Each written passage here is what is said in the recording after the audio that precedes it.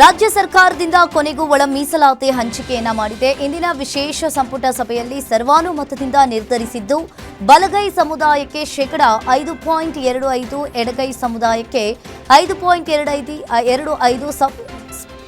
ಅಸ್ಪೃಶ್ಯ ಸಮುದಾಯಕ್ಕೆ (4.5) ಮೀಸಲಾತಿ ಹಂಚಿಕೆಯನ್ನು ಮಾಡಲಾಗಿದೆ. ಇನ್ನು 101 ದಲಿತ ಉಪಜಾತಿಗಳು ಸೇರಿಸಿ ಒಳ ಮೀಸಲಾತಿ ಹಂಚಿಕೆಯನ್ನ ಮಾಡಲಾಗಿದೆ. ಮೀಸಲಾತಿ ವಿಚಾರಕ್ಕೆ ಮಾತನಾಡಿದ ಸಿಎಂ, ಈ ವರ್ಷ 54,000 ಹುದ್ದೆಗಳನ್ನು ಭರ್ತಿ ಮಾಡಲು ನಿರ್ಧರಿಸಲಾಗಿದೆ. ಇನ್ನು ಈಗಾಗಲೇ ಅದರ ಪ್ರಕಾರ ಮೀಸಲಾತಿಯನ್ನ ಹಂಚಿಕೆ ಮಾಡ್ತೀವಿ ಅಂದ್ರು. ಇನ್ನು ಮೀಸಲಾತಿ ಹಂಚಿಕೆ ಆಗ್ತಾ ಇದ್ದಂತೆ ಮಾಜಿ ಸಚಿವ ಎಚ್ ಆಂಜನೇಯ ಸಿಹಿ ಹಂಚಿ ಸಂಭ್ರಮಿಸಿದ್ರು.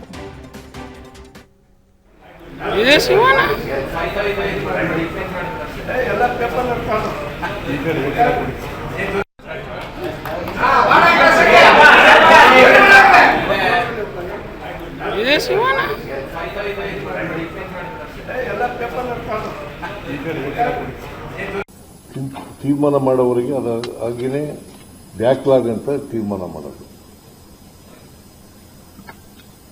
ಅಂತಿಮ ಕೋರ್ಟು ತೀರ್ಪು ಕೊಡೋವರಿಗೆ ಇದು ವೇಕೆಂಟ್ ಆಗಿರೋದು 6% ಬ್ಯಾಕ್ಲಾಗ್.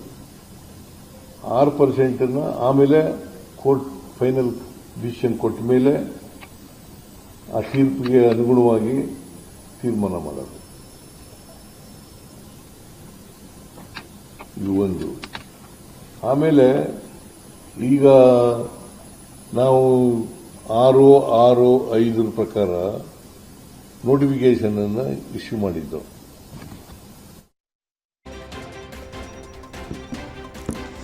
ಭಾರತದಲ್ಲಿ 16ನೇ ಜನಗಣತಿ ಆರಂಭವಾಗಿದ್ದು ಭವಿಷ್ಯದ ದೃಷ್ಟಿಯಿಂದ ಅತ್ಯಗತ್ಯವಾಗಿರುವ ಈ ಗಣತಿ ಕಾರ್ಯಕ್ಕೆ ಈಗ ಬಿಸಿಲಿನ ಶಾಖ ಎದುರಾಗಿದೆ. ಯಾದಗಿರಿ ಜಿಲ್ಲೆಯ ಚಕ್ರಕಟ್ಟ ಸೇರಿದಂತೆ ವಿವಿಧೆಡೆ ನಿವೃತ್ತಿಯ ಅಂಚಿನಲ್ಲಿರುವ ಸರ್ಕಾರಿ ನೌಕರರು ಮನೆ ಬಾಗಿಲಿಗೆ ತೆರಳಿ ಜನಗಣತಿಯನ್ನ ಮಾಡ್ತಾ ಇದ್ದಾರೆ. ಸುಡುವ ಬಿಸಿಲಿನಲ್ಲಿ ನಡೆಯಲಾಗದೆ ಇವರು ಹೈರಾಣಾಗ್ತಾ ಇದ್ದಾರೆ. ಅಷ್ಟೇ ಅಲ್ಲದೆ ಬಿಸಿಲಿನಲ್ಲಿ ಬಂದ ಗಣತಿದಾರರ ಬಾಯಾರಿಕೆಯನ್ನ ಕಂಡ ಜನರು ಮೊದಲು ನೀರು ಕೊಟ್ಟು ಉಪಚರಿಸ್ತಾ ಇದ್ದಾರೆ. ಇನ್ನು ಆರೋಗ್ಯ ಹದಗೆಡ್ತಾ ಇದ್ರೂ ಕೂಡ ಕರ್ತವ್ಯಕ್ಕಾಗಿ ಬಿಸಿಲಿಗೆ ಮೈಯೊಡ್ಡುತ್ತಾ ಇರುವ ಗಣತಿದಾರರ ಶ್ರಮ ನಿಜಕ್ಕೂ ಕೂಡ ಶ್ಲಾಘನೀಯ.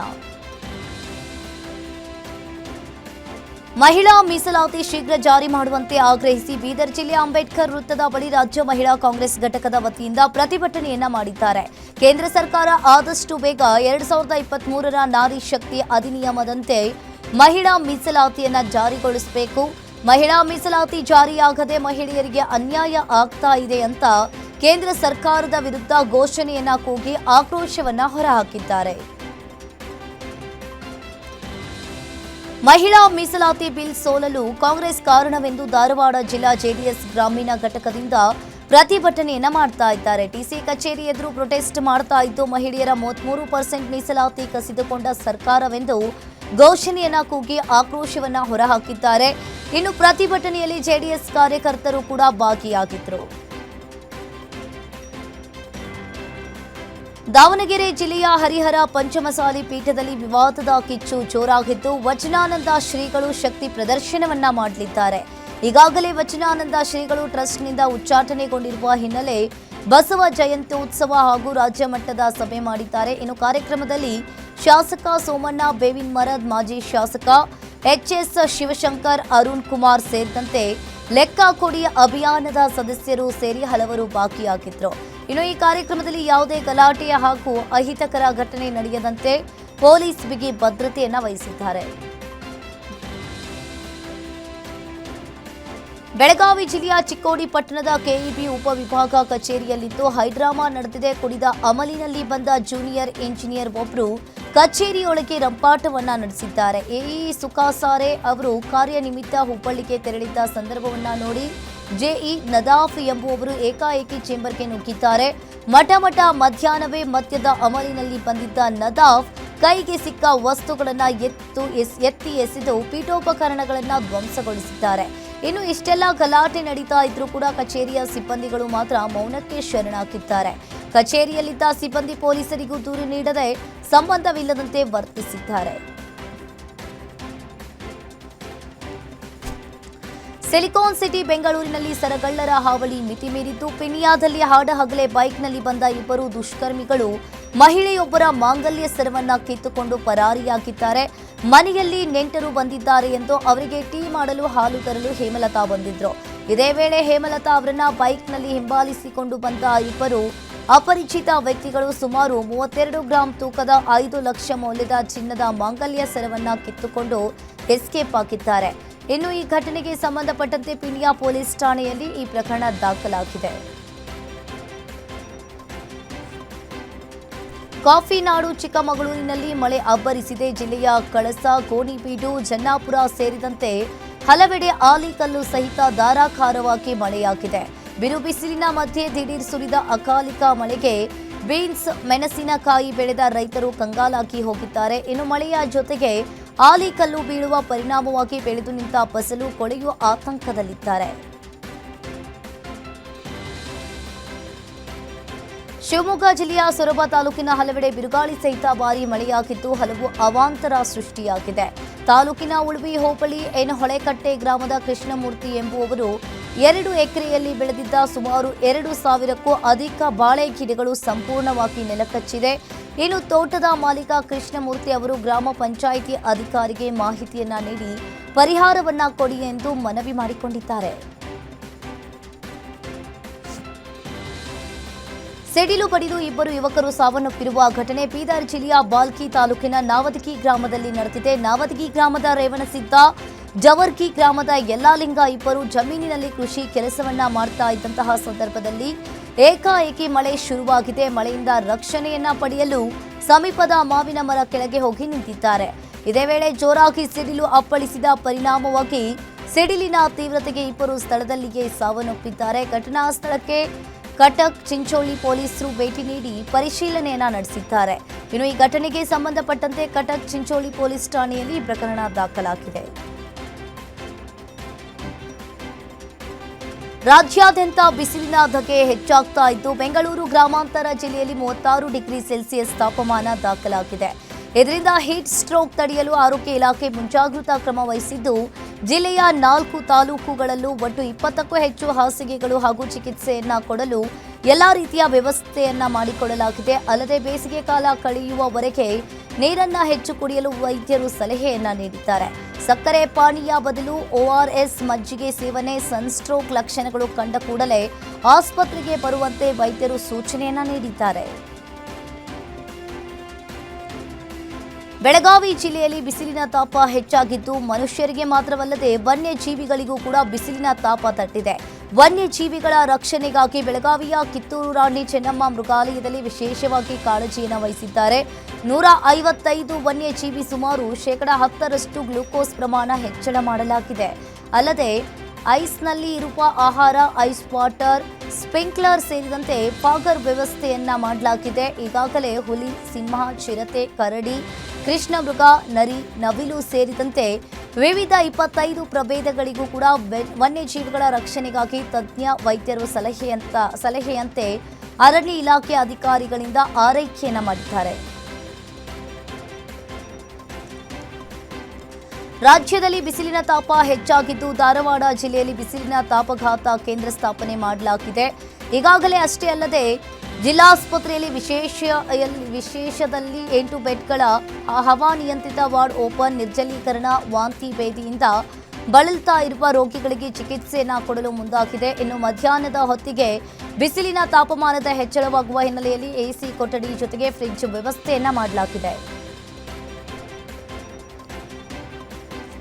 ಚಿಕ್ಕಮಗಳೂರು ಜಿಲ್ಲೆಯ ಮೂಡಿಗೆರೆಯಲ್ಲಿ ಸರ್ಕಾರಿ ಜಮೀನು ಹಗರಣವೊಂದು ಬೆಳಕಿಗೆ ಬಂದಿದೆ. ಸುಮಾರು 8 ಎಕರೆ 76 ಗುಂಟೆ ಸರ್ಕಾರಿ ಭೂಮಿಗೆ ನಕಲಿ ದಾಖಲೆಯನ್ನ ಸೃಷ್ಟಿಸಿ ಖಾಸಗಿ ವ್ಯಕ್ತಿಗಳಿಗೆ ಪರಭಾರೆ ಮಾಡಿದ ಆರೋಪ ಇಲ್ಲಿ ಕೇಳಿ ಬಂದಿದೆ. ಅಧಿಕಾರಿಗಳು ತಮ್ಮ ಅಧಿಕಾರವನ್ನ ದುರುಪಯೋಗಪಡಿಸಿಕೊಂಡು ಸರ್ಕಾರಿ ಜಮೀನಿಗೆ MR ನಂಬರ್ H42018-1 ಮತ್ತು H52018 ಅಡಿಯಲ್ಲಿ ನಕಲಿ ದಾಖಲಾತಿಗಳನ್ನು ಸಿದ್ಧಪಡಿಸಿ ನಿಕೇಶ್ ಪೆರೇರಾ ಎಂಬುವವರಿಗೆ ವರ್ಗಾಯಿಸಿದ್ರು. ಇದೀಗ ಮೂಡಿಗೆರೆಯ ಈಗಿನ ತಹಶೀಲ್ದಾರ್ ಅಶ್ವಿನಿ ಅವರು ದಾಖಲೆಗಳ ಪರಿಶೀಲನೆಯನ್ನ ನಡೆಸಿದಾಗ ಈ ಅಕ್ರಮ ಬೆಳಕಿಗೆ ಬಂದಿದೆ.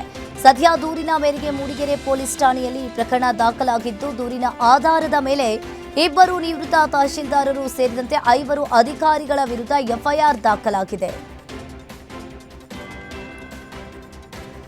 ಮೊಬೈಲ್ ಕೊಟ್ಟಿಲ್ಲ ಅಂತ ಬಾಲಕ ಆತ್ಮಹತ್ಯೆ ಮಾಡಿಕೊಂಡಿರುವ ಘಟನೆ ಹುಬ್ಬಳ್ಳಿಯ ಉದಯನಗರದಲ್ಲಿ ನಡೆದಿದೆ. ಆನ್ಲೈನ್ ಗೇಮ್ ಆಗಿ ಫ್ರೀ ಫೈರ್ಗೆ ಅಡಿಕ್ಟ್ ಆಗಿದ್ದ ಸಮರ್ಥ್ಗೆ ಗೇಮ್ ಆಡದಂತೆ ತಾಯಿ ಹೇಳಿದ್ರು. ಅದಕ್ಕೆ ಮನನೊಂದ ಸಮರ್ಥ್ ನೇಣು ಬಿಗಿದುಕೊಂಡು ಆತ್ಮಹತ್ಯೆ ಮಾಡಿಕೊಂಡಿದ್ದಾನೆ.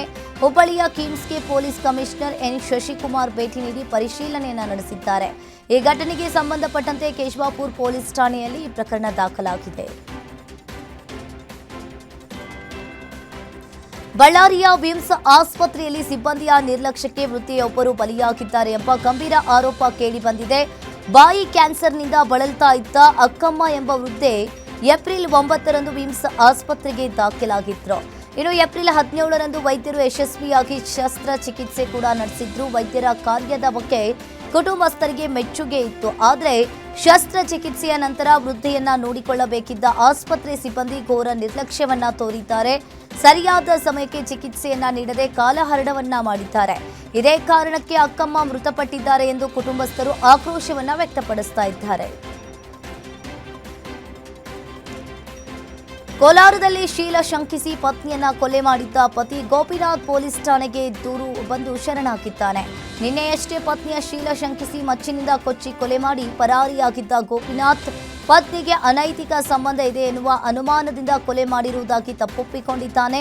ಇನ್ನು ಈ ಘಟನೆಗೆ ಸಂಬಂಧಪಟ್ಟಂತೆ ಕೆಜಿಎಫ್ನ ಉರಿಗಾಂ ಪೊಲೀಸರು ವಿಚಾರಣೆಯನ್ನ ನಡೆಸಿದ್ದಾರೆ.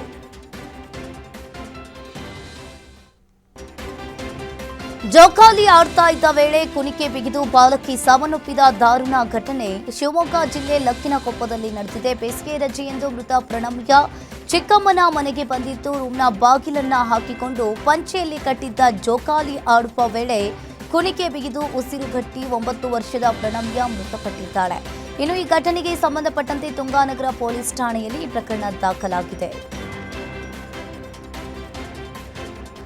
ಸ್ನೇಹಿತರ ಜೊತೆ ಟ್ರಿಪ್ ಹೋಗಿ ವಾಪಸ್ ಆಗ್ತಾ ಇದ್ದ ವೇಳೆ ಟ್ರೈನ್ನಿಂದ ಬಿದ್ದು ಯುವಕ ಮೃತಪಟ್ಟಿರುವ ಘಟನೆ ರಾಯಚೂರು ಜಿಲ್ಲೆ ಸಿಂಧನೂರು ತಾಲೂಕಿನ ಸಾಸಲಮರಿ ಬ್ರಿಡ್ಜ್ ಬಳಿ ನಡೆದಿದೆ.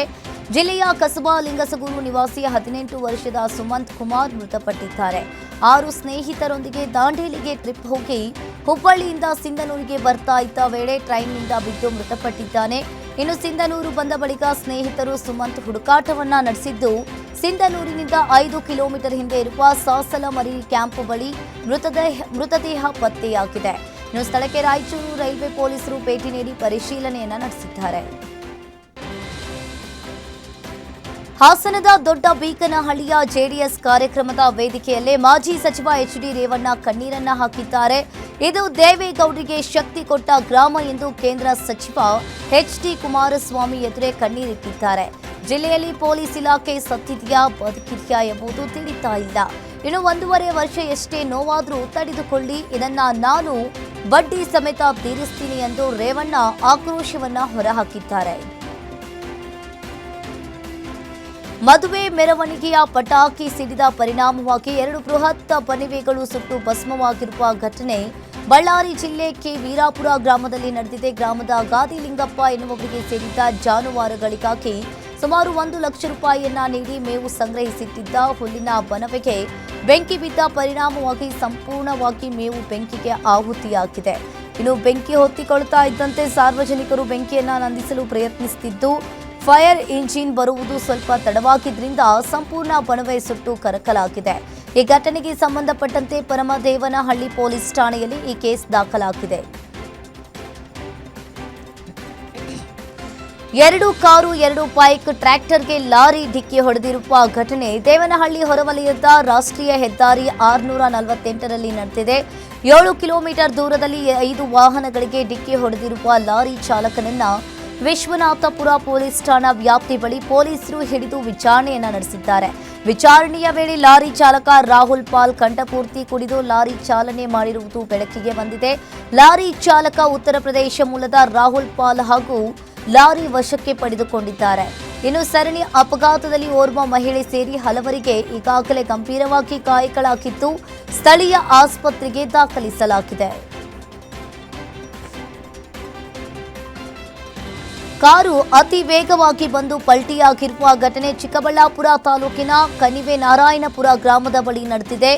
ಮೇಳೆಕೋಟೆ ಮಾರ್ಗವಾಗಿ ಚಿಕ್ಕಬಳ್ಳಾಪುರ ಬರುವ ವೇಳೆ ರಸ್ತೆ ತಿರುವಿನಲ್ಲಿ ಕಾರು ಪಲ್ಟಿ ಹೊಡೆದಿದೆ. ಕಾರಿನಲ್ಲಿದ್ದವರಿಗೆ ಸಣ್ಣ ಪುಟ್ಟ ಗಾಯಗಳಾಗಿದ್ದು, ಅದೃಷ್ಟವಶಾತ್ ಯಾವುದೇ ಪ್ರಾಣಾಪಾಯ ಸಂಭವಿಸಿಲ್ಲ. ಸ್ಥಳಕ್ಕೆ ನಂದಗಿರಿ ಧಾಮ ಠಾಣೆ ಪೊಲೀಸರು ಭೇಟಿ ನೀಡಿ ಪರಿಶೀಲಿಸಿದ್ದಾರೆ. ಕಲಬುರಗಿ ಜಿಲ್ಲೆಯ ಚಿಂಚೋಳಿ ತಾಲೂಕಿನ ಶಾದಿಪುರ ಗ್ರಾಮ ಪಂಚಾಯಿತಿ ವ್ಯಾಪ್ತಿಯಲ್ಲಿ ಭೂ ಹಗರಣವೊಂದು ಬೆಳಕಿಗೆ ಬಂದಿದೆ. ಸರ್ವೆ ನಂಬರ್ 126-1 ಮತ್ತು 126-3ರ ಒಟ್ಟು 188 ಎಕರೆ ಜಮೀನಿನಲ್ಲಿ ಮರಳು ಮತ್ತು ಕೆಂಪು ಮಣ್ಣಿನ ಅಕ್ರಮ ಗಣಿಗಾರಿಕೆ ಬಿಡುವಿಲ್ಲದೆ ನಡೀತಾ ಇದೆ. 2002ರಲ್ಲಿ ಕಂದಾಯ ಇಲಾಖೆಯು 59 ಬಡ ರೈತರಿಗೆ ತಲಾ 3 ಎಕರೆ 10 ಗುಂಟೆ ಜಮೀನನ್ನ ಮಂಜೂರು ಮಾಡಿತ್ತು. ಆದರೆ ಮರಳು ದಂಧೆಕೋರರು ಈ ಭೂಮಿಯನ್ನ ಅಕ್ರಮವಾಗಿ ವಶಪಡಿಸಿಕೊಳ್ತಾ ಇದ್ದಾರೆ. ಅಲ್ಲದೆ ಇಲ್ಲಿನ ಮಣ್ಣನ್ನ ನೆರೆ ರಾಜ್ಯ ತೆಲಂಗಾಣದ ರಾಯಲ್ಟಿ ಬಳಸಿ ಸಾಗಿಸಲಾಗ್ತಾ ಇದೆ ಅಂತ ರೈತರು ಗಂಭೀರವಾಗಿ ಆರೋಪವನ್ನ ಮಾಡ್ತಾ ಇದ್ದಾರೆ. ಈ ಅಕ್ರಮದಲ್ಲಿ ಸ್ಥಳೀಯ ಅಧಿಕಾರಿಗಳು ಭಾಗಿಯಾಗಿರುವ ಶಂಕೆ ವ್ಯಕ್ತವಾಗಿದ್ದು, ರೈತರು ನಿರಂತರವಾಗಿ ಹೋರಾಟವನ್ನ ನಡೆಸ್ತಾ ಇದ್ರು. ಅಧಿಕಾರಿಗಳು ಯಾವುದೇ ಕ್ರಮ ಕೈಗೊಂಡಿಲ್ಲ. ಅಕ್ರಮ ಗಣಿಗಾರಿಕೆಯನ್ನ ನಿಲ್ಲಿಸಿ ಸರ್ವೆ ಮಾಡಿ ನಮ್ಮ ಭೂಮಿ ನಮಗೆ ಕೊಡಿ ಅಂತ ರೈತರು ಇಲ್ಲಿ ಆಗ್ರಹಿಸ್ತಾ ಇದ್ದಾರೆ. ಬಳ್ಳಾರಿಯಲ್ಲಿ ರಸ್ತೆ ಅಗಲೀಕರಣದ ಹೆಸರಿನಲ್ಲಿ ನೂರಾರು ಮರಗಳನ್ನು ಕಡಿತಾ ಇರುವ ವಿಚಾರಕ್ಕೆ ವ್ಯಾಪಕ ಆಕ್ರೋಶ ವ್ಯಕ್ತವಾಗಿದೆ. ಬಳ್ಳಾರಿ ವಿಮ್ಸ್ ಆಸ್ಪತ್ರೆಯಿಂದ ಕೊಳಗಲ್ ಗ್ರಾಮದವರೆಗಿನ ರಸ್ತೆ ಅಗಲೀಕರಣ ಯೋಜನೆಗಾಗಿ 234 ಬೃಹತ್ ಮರಗಳನ್ನು ಕಡಿಯಲು ಮುಂದಾಗಿದ್ದು, ತಡರಾತ್ರಿ ಈಗಾಗಲೇ 30ಕ್ಕೂ ಹೆಚ್ಚು ಮರಗಳನ್ನು ಕಡಿಯಲಾಗಿದೆ. ಮರಗಳನ್ನು ಕಡಿಯಲು ಅರಣ್ಯ ಇಲಾಖೆಯು ಅನುಮತಿ ನೀಡಿಲ್ಲದಿದ್ದರೂ ಕೂಡ ಕಡಿತಾ ಇದ್ದಾರೆ. ಬೇಸಿಗೆಯ ತೀವ್ರ ಬಿಸಿಲಿನಿಂದ ತತ್ತರಿಸಿರುವ ಬಳ್ಳಾರಿಯಲ್ಲಿ ನೈಸರ್ಗಿಕ ನೆರಳು ನೀಡುವ ದಶಕಗಳಷ್ಟು ಹಳೆಯ ಮರಗಳನ್ನು ಕಡಿತಾ ಇರುವುದು ಸಾರ್ವಜನಿಕರ ಆಕ್ರೋಶಕ್ಕೆ ಇಲ್ಲಿ ಕಾರಣವಾಗಿದೆ.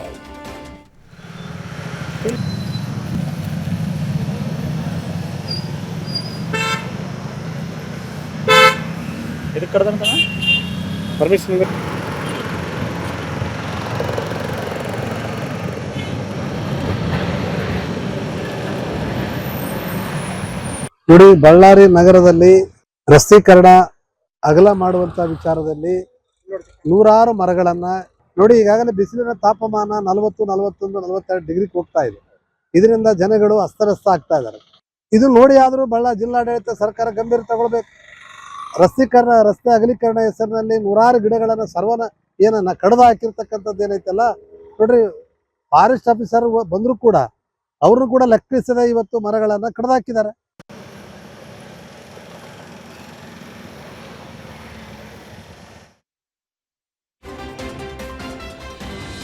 ಅನ್ನಭಾಗ್ಯ ಯೋಜನೆಯ ಅಕ್ಕಿಯನ್ನ ಅಕ್ರಮವಾಗಿ ಮಾರಾಟ ಮಾಡಲು ಯತ್ನಿಸ್ತಾ ಇದ್ದ ಜಾಲವನ್ನ ಆಹಾರ ಇಲಾಖೆ ಅಧಿಕಾರಿಗಳು ಭೇದಿಸಿದ್ದಾರೆ. ತೇಗೂರು ಗ್ರಾಮದ ಜನರಿಂದ ಅಕ್ಕಿಯನ್ನ ಸಂಗ್ರಹಿಸಿದ್ದ ಆಟೋ ಚಾಲಕ ಹಾಗೂ ಮತ್ತೊಬ್ಬ ವ್ಯಕ್ತಿ ಅದನ್ನ ನಗರದ ಅಂಗಡಿಯೊಂದಕ್ಕೆ ಮಾರಾಟ ಮಾಡಲು ಸಾಗಿಸ್ತಾ ಇದ್ರು ಅಂತ ಹೇಳಲಾಗಿದೆ. ಈ ಬಗ್ಗೆ ಖಚಿತ ಮಾಹಿತಿ ಪಡೆದ ಅಧಿಕಾರಿಗಳು ದಾಳಿಯನ್ನ ನಡೆಸಿ ಆಟೋವನ್ನ ತಡೆದು ತಪಾಸಣೆಯನ್ನ ನಡೆಸಿದ್ದಾರೆ. ಪರಿಶೀಲನೆಯ ವೇಳೆ ಆಟೋದಲ್ಲಿ ಸಾಗಿಸ್ತಾ ಇದ್ದ ಸುಮಾರು 400 ಕೆಜಿ ತೂಕದ ಅಕ್ಕಿ ಪತ್ತೆಯಾಗಿತ್ತು. ಅದಕ್ಕೆ ಯಾವುದೇ ಸೂಕ್ತ ದಾಖಲೆ ಅಥವಾ ಬಿಲ್ ಇಲ್ಲದ ಕಾರಣ ಅಧಿಕಾರಿಗಳು ವಶಕ್ಕೆ ಪಡೆದುಕೊಂಡಿದ್ದಾರೆ. ಸದ್ಯ ಅಕ್ರಮ ಸಾಗಾಟಕ್ಕೆ ಬಳಸಿದ್ದ ಆಟೋ ಹಾಗೂ 2 ವ್ಯಕ್ತಿಗಳನ್ನ ಅಧಿಕಾರಿಗಳು ವಶಕ್ಕೆ ಪಡೆದಿದ್ದಾರೆ. ಜೇನು ಕೀಳೋದಕ್ಕೆ ಹೋಗಿ ಹೆಜ್ಜೇನು ದಾಳಿಗೆ ಮರದಲ್ಲಿಯೇ ವ್ಯಕ್ತಿ ಮೃತಪಟ್ಟಿರುವ ಘಟನೆ ಚಿಕ್ಕಬಳ್ಳಾಪುರ ಜಿಲ್ಲೆ ಮಂಚೇನಹಳ್ಳಿ ಬಳಿ ನಡೆದಿದೆ. ಮಂಚೇನಹಳ್ಳಿ ಹೊರವಲಯದ ಹುಣಸೆ ಮರದಲ್ಲಿದ್ದ ಜೇನು ಕೀಳುವ ಹುಳುಗಳು ಕಚ್ಚದಂತೆ ಔಷಧಿಯನ್ನ ಸಿಂಪಡಣೆ ಮಾಡ್ತಾ ಇದ್ದ ವೇಳೆ ದಾಳಿ ನಡೆಸಿವೆ.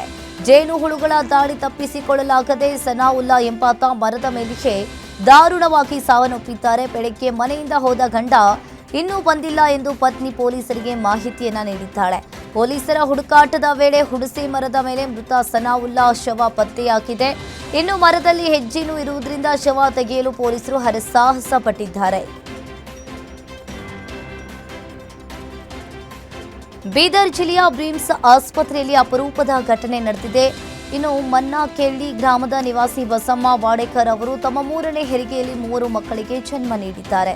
ಸಿಸೇರಿಯನ್ ಶಸ್ತ್ರಚಿಕಿತ್ಸೆಯ ಮೂಲಕ ಹೆರಿಗೆ ನಡೆದಿದ್ದು 2 ಗಂಡು ಮತ್ತು 1 ಹೆಣ್ಣು ಮಗು ಜನಿಸಿದೆ. ತಾಯಿ ಮತ್ತು 3 ನವಜಾತ ಶಿಶುಗಳು ಆರೋಗ್ಯವಾಗಿದ್ದಾರೆ ಅಂತ ವೈದ್ಯರು ತಿಳಿಸಿದ್ದಾರೆ.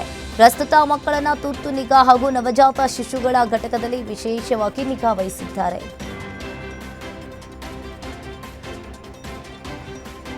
ಗೆಜ್ಜಲಗೆರೆ ಗ್ರಾಮಸ್ಥರ ನಗರಸಭೆ ವಿರೋಧ ಹೋರಾಟ 4 ತಿಂಗಳಾದರೂ ಕೂಡ ನಿಲ್ಲದೆ ಮುಂದುವರೆದಿದೆ. ಮದ್ದೂರು ನಗರಸಭೆಗೆ ಗ್ರಾಮ ಪಂಚಾಯಿತಿ ಸೇರ್ಪಡೆ ಮಾಡುವ ನಿರ್ಧಾರಕ್ಕೆ ವಿರೋಧವಾಗಿ ಜನರು ನಿರಂತರವಾಗಿ ಪ್ರತಿಭಟನೆ ನಡೆಸ್ತಾ ಇದ್ದಾರೆ.